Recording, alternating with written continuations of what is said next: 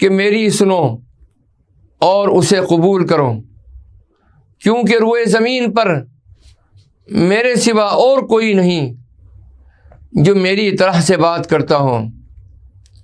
میری دوسری حالت یہ ہے کہ خلقت کو خلقت کے لیے چاہتا ہوں، اپنے لیے نہیں۔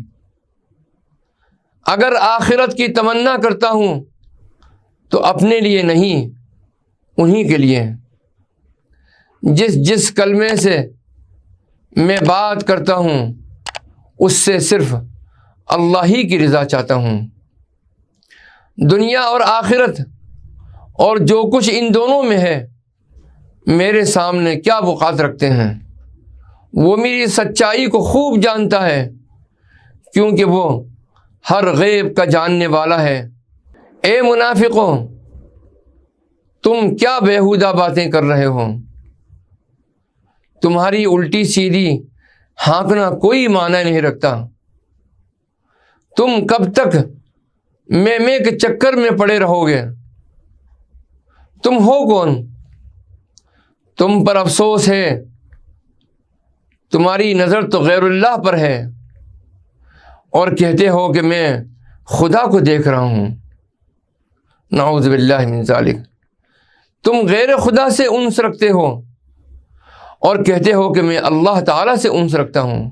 تم اپنے نفس کو راضی برضا بتلاتے ہو، حالانکہ وہ فساد کرنے والا ہے۔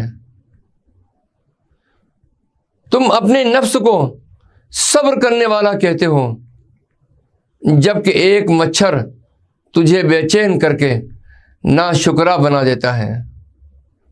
مصیبتوں اور تکلیفوں کی کثرت تیرا گوشت جب تک مردہ نہ کر دے کہ آفتوں کی قینچیاں اسے کاٹ ہی نہ سکیں، تو اس وقت تک بات نہ کر۔ اس مقام پر تو سراپا خلوت ہو جائے گا۔ دنیا اور آخرت تیرے دل کو خالی کر دیں گے، اور دنیا و آخرت اور جو کچھ ان میں ہے ان سب کے لیے تو معدوم ہو جائے گا۔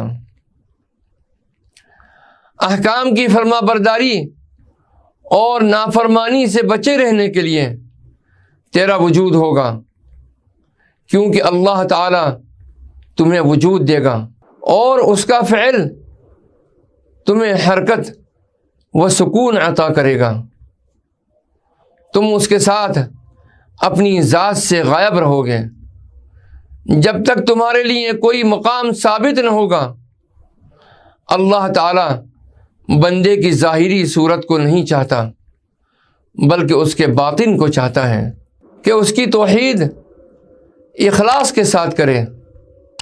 دنیا و آخرت کی محبت اپنے دل سے نکال دو اور سب چیزوں کو دل سے دور کر دو۔ جب یہ مقام پورا ہو جائے گا تو اللہ تعالیٰ اسے اپنا محبوب بنا لے گا، اسے اپنا قرب عطا کرے گا اور اسے اوروں سے بلند کر دے گا۔